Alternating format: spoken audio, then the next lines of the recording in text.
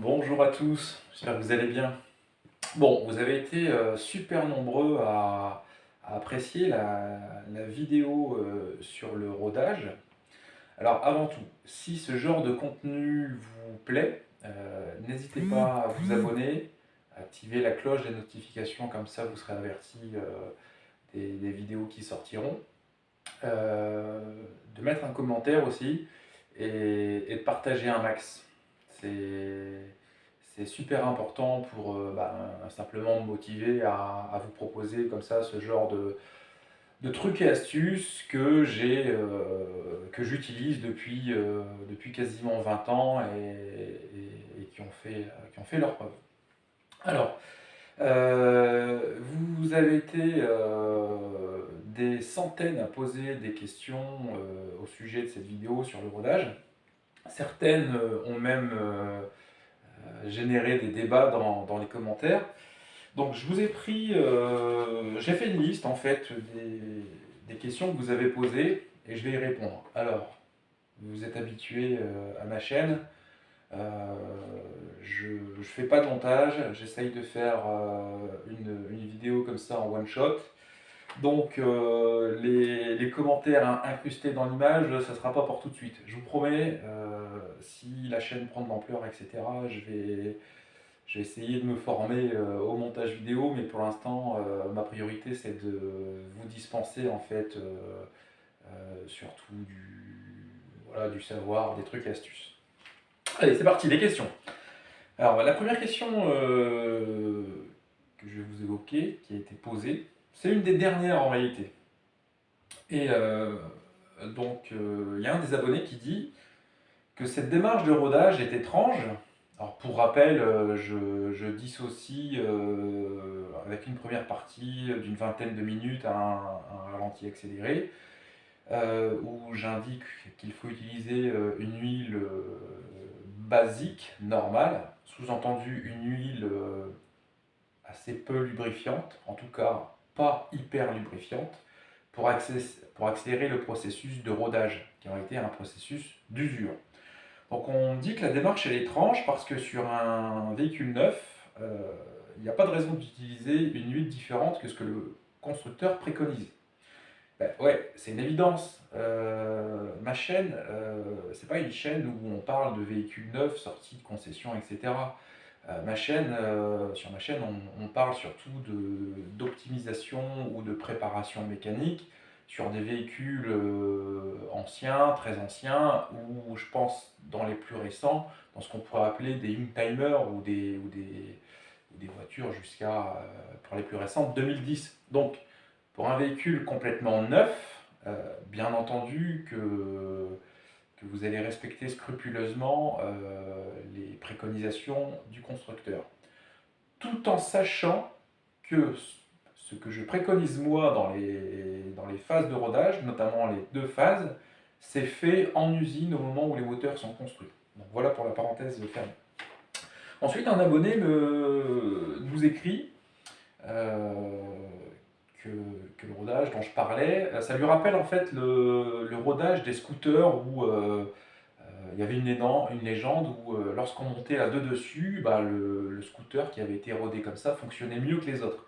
En fait, c'est tout à fait lié. Et pour même aller dans ton sens, cette légende-là d'être à deux dessus, moi je l'ai vécu aussi, parce que là j'ai 43 ans, donc quand j'avais une douzaine d'années, avec l'époque des mobylettes, il y avait déjà cette légende où le rodage fait à deux dessus, la mobylette fonctionnait vachement mieux. Et en fait, c'est tout à fait lié à ça. On fait forcer un tout petit peu plus le moteur, donc on rôde un peu mieux le segment. Bien entendu, là pour le coup, sur un scooter, c'est quand même presque exagéré parce que euh, entre un seul passager et deux passagers, là la charge elle augmente vraiment de tout ou rien. Mais en tout cas, cette réflexion elle est quand même assez proche de la vérité. Ensuite, euh, on me demande la méthode de rodage, hein, expliquée dans la vidéo précédente. Donc la méthode de rodage à une valeur de couple maxi, est-ce qu'elle est valable pour les moteurs turbo? Alors, Ce qu'il faut retenir, surtout quand je parle de rodage au couple maxi, alors il il faut comprendre par là où je cherche à ce qu'il y ait une pression de combustion assez élevée dans le cylindre, afin que cette pression de combustion traverse la coupe du segment et qu'elle vienne pousser le segment par l'intérieur pour que ça plaque sur les cylindres. Vous comprenez tous que cette pression de combustion est différente sur un moteur par exemple de 2 litres et de 100 chevaux, un vieux moteur essence par exemple, un moteur de 2 litres 100 chevaux, c'est-à-dire 50 chevaux-litres, un moteur Atmo. Cette pression de combustion au couple maxi, elle va être, on va dire, d'une valeur X. Sur un moteur turbo de 2 litres et par exemple, 200 chevaux, 100 chevaux et litres, là, la pression de combustion maxi va être exactement de 2 fois X, va être multipliée par 2. Comprendre par là que sur un moteur Atmo de faible puissance spécifique, on cherche à atteindre le couple maxi pour avoir la pression de combustion maximum, pour optimiser le rodage des segments en les faisant se plaquer contre le cylindre. Sur un moteur plus poussé, qu'il soit Atmo ou turbo, forcément la pression de combustion elle est plus forte, donc il n'est pas tout à fait nécessaire d'aller chercher le couple maxi pour avoir cette même pression et pour roder suffisamment les segments contre le cylindre. Je parlais surtout de cela parce que j'ai plutôt l'habitude de construire, d'assembler, de préparer, notamment des moteurs de coccinelle. C'est vraiment le gros euh, de mon activité d'assembleur et je ne vais pas dire préparateur, mais en tout cas d'optimisation de la mécanique. Et ces moteurs-là ont souvent des puissances spécifiques faibles. Et même sur un atmosphérique, quand on atteint les 65-70 chevaux de puissance spécifique, chez nos moteurs de coccinelle routier, c'est déjà très bien pour assurer une bonne longévité, etc. etc. Donc c'est surtout dans cet exemple-là que j'indique qu'il faut qu'il faut faire le rodage au régime de couple maxi. Mais forcément, si vous avez un autre type de mécanique, plus poussé ou même avec un moteur turbo, en fait, vous rodez à partir du moment où on sent que le moteur commence à tracter très sérieusement, hein, là où on a un effet de couple assez important. Donc c'est ce qu'il faut retenir. J'espère que c'est précis, que je ne me suis pas étalé, mais en gros, il faut roder à une pression de combustion qui soit suffisante. Il ne faut jamais être cool sur la pédale. Alors, autre question. Sur quel moteur j'ai appliqué récemment cela? Alors, j'ai appliqué récemment, d'ailleurs je les applique tout le temps, ces méthodes, et récemment sur des moteurs de coccinelle, pour ceux qui sont un peu plus dedans, fin d'année dernière, j'ai assemblé un 1776, puis un 1915, des mécaniques plutôt routières, entre 90 et 110 chevaux. Alors, pour ceux qui sont habitués aux moteurs Off-Road Paro, turbo ou autre, ou même en Atmo sur des japonaises, vous allez trouver ça faible. Mais chez nous, dans le monde des 4 à plat, c'est déjà des puissances intéressantes pour rouler tous les jours. Donc sur ces deux derniers moteurs-là, c'est ce que j'ai appliqué. Et un petit peu avant, j'avais assemblé un KR, donc un 1800 c'est soupape de la génération Golf 2.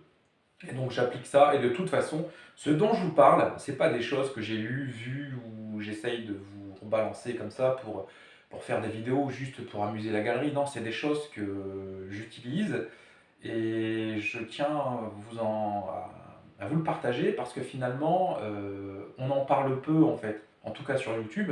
Forcément on en parle, hein, on peut trouver cette information-là, mais on en parle peu, et ce sont des choses qui marchent vraiment, et souvent sans risque. Et on a vraiment de bons résultats. Donc c'est pour ça que je vous le partage. Autre question, est-ce que les segments tournent dans les gorges? Est-ce que le tierçage est utile?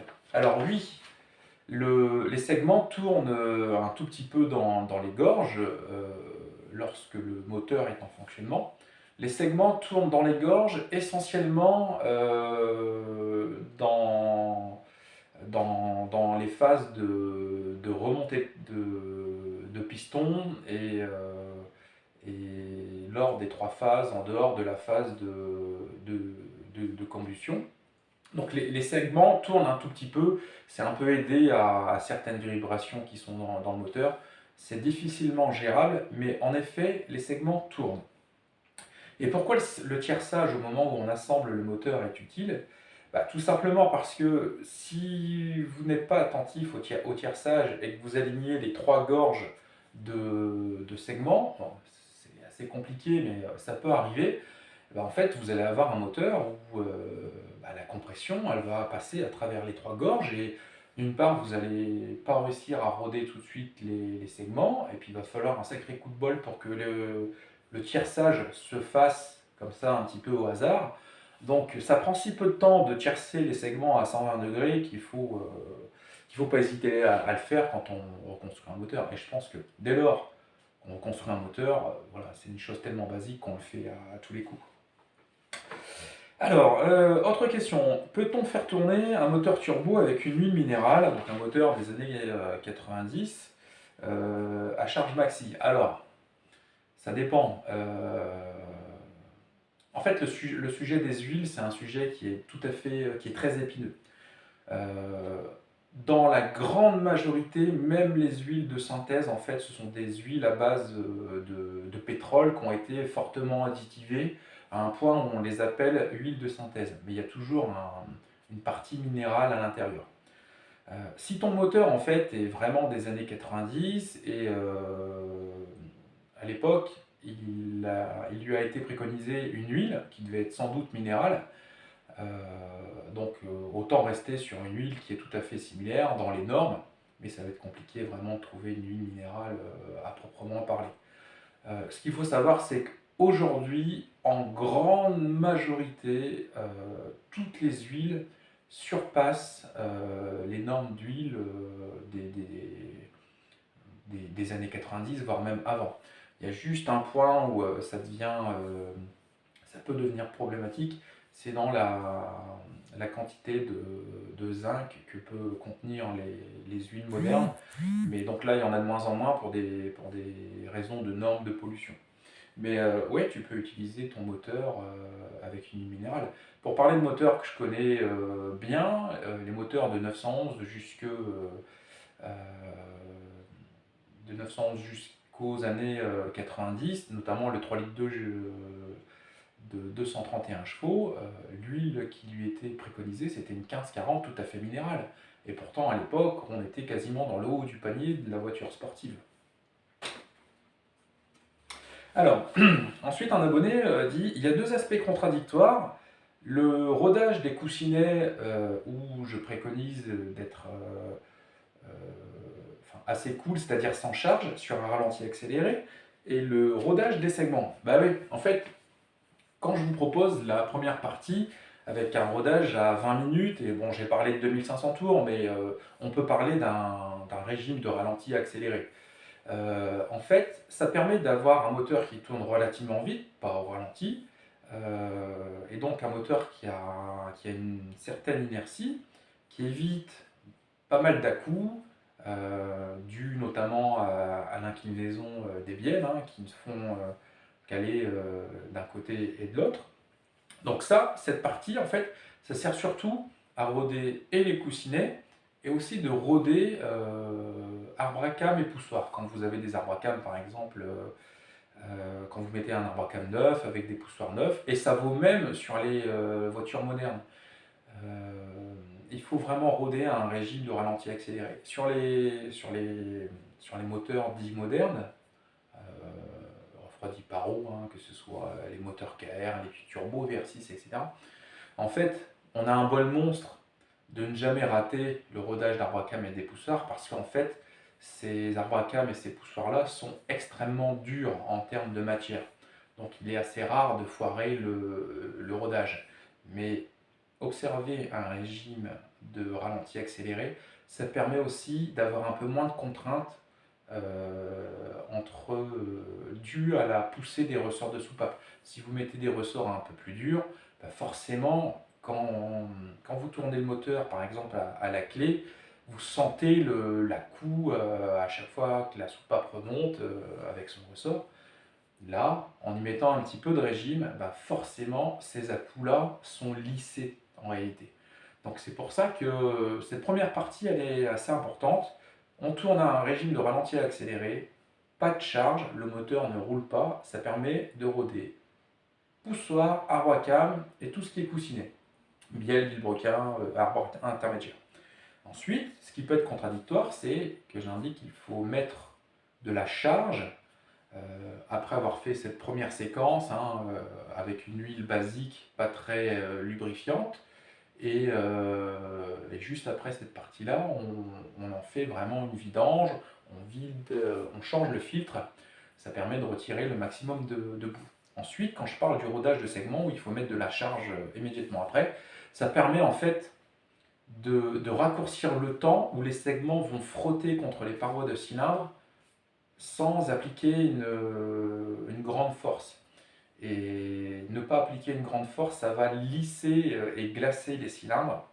Et de ce fait, on aura une étanchéité qui sera en tout cas pas tout à fait optimale.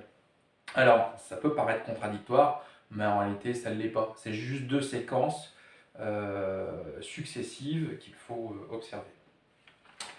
Alors, un autre abonné me dit est-ce qu'il faut augmenter la pression d'huile sur un moteur perfo pour éviter de casser le film d'huile? Et j'ai vu que certains essayaient d'associer des unités de mesure, comme par exemple les pressions de compression 12-13 bars, et des pressions d'huile 4, 5, 6 bars, en essayant de trouver une relation comme ça. Alors déjà, ces relations-là n'ont absolument rien à voir. Il faut même savoir que quand il y a la pression de combustion maximum, il peut y avoir 150 bars sur la calotte de piston qui pousse la bielle et qui fait tourner le vilebrequin. Donc c'est énorme. Là, vous comprenez tout de suite que même les 5 bars dans le moteur d'origine, on voit bien que c'est deux unités, 150 bars de pression sur la calotte de pression de piston et 5 bars de pression d'huile, on voit bien qu'ils n'ont aucun rapport. En fait, le cisaillement du film d'huile, c'est quelque chose qui est extrêmement complexe. Autre question. Est-ce que j'ai mesuré des différences entre un rodage comme je le préconise et un rodage, bon là c'est écrit normal, j'aime pas le mot, mais un rodage à la cool sans solliciter le moteur? Oui, toujours. J'ai toujours observé un moteur plus performant vraiment en général, avec plus de pression de compression, et donc ça implique tout le reste, plus de perf, moins de consommation, etc. Donc oui, dans 100% des cas, appliquer ce genre de rodage, ça améliore les performances. Un autre abonné me pose la question de pourquoi je parle d'un mano mécanique. Alors en fait, deux aspects. Le premier, en fait, c'est super pratique parce que vous n'avez pas besoin de branchement électrique pour vérifier la pression d'huile. Il suffit juste d'une durite de frein, le filetage qui correspond à votre sonde de pression d'huile. Donc là, c'est un 10 par 1 mm. Donc on a un équipement qui est complètement nomade pour vérifier la pression d'huile. Moi, je me sers même de cet appareil lorsque je vais pour essayer et acheter une voiture. Je demande l'autorisation au propriétaire, je sors une sonde, je branche ça et je suis sûr de la valeur que je relève. Et donc ça me donne un bon indicateur de la santé du moteur. Donc ça c'est le premier point, le côté pratique en fait. Le second point, c'est que sur des manos électriques, vous pouvez avoir des disparités de mesure, c'est-à-dire des erreurs de mesure. Un mano peut être optimiste, un autre peut être plutôt pessimiste, donc c'est difficile à vérifier. Avec ce mano, en fait, vous pouvez très bien brancher un compresseur au cul ou une pompe à vélo et vous pouvez vérifier en mettant deux manos en série, avec du matos que vous avez chez vous, vous pouvez mesurer vraiment et savoir si ce manomètre mécanique là est juste. Donc voilà pourquoi j'utilise un mano mécanique. Alors, un autre abonné me demande si la règle des 0 U-bar, elle est universelle. Alors en fait, non, elle n'est pas universelle. Moi, ce dont je vous parle, c'est des généralités qui doivent vous inspirer en fait. Des généralités de bon sens pour vous inspirer. Là, 0 U-bar à 1000 tours, on sait que cette pression-là, elle est... enfin, moi je sais, nous savons que cette pression d'huile-là, elle est suffisante pour ne pas casser le moteur. Et au fur et à mesure de la montée en régime, cette règle-là des 0 U-bar sera suffisante et ça permet d'optimiser la consommation, parce que moins de pression d'huile, c'est moins de consommation. Hein. Ça a l'air bête, mais une pompe à huile, selon son dimensionnement, peut manger jusqu'à 10 chevaux par exemple en puissance. Donc ça permet d'optimiser la consommation. Ça permet aussi de limiter les fuites d'huile, parce que plus vous avez de pression d'huile, et plus vous êtes susceptible d'avoir des fuites. Mais cette règle, elle n'est pas universelle, parce que moi je ne connais pas tous les moteurs qui existent, ni toutes les faiblesses qui existent. Il doit bien y avoir certains moteurs qui ont une faiblesse connue, et on pallie cette faiblesse-là en augmentant la pression d'huile. Une espèce de pis-aller, mais c'est comme ça que ça se fait. Donc là, l'idée, voilà, c'est de s'en inspirer. Vous prenez les revues techniques, faire des essais, etc. et d'ajuster la pression d'huile. L'idée, c'est d'avoir la pression d'huile minimale suffisante pour faire fonctionner le moteur. Comme ça, vous avez tout bénef. Plus de perf, moins de consommation et moins de risque de filtre à huile. Un autre abonné me demande ce que je pense des huiles modernes sans ZDDP. Donc des huiles sans ZDDP.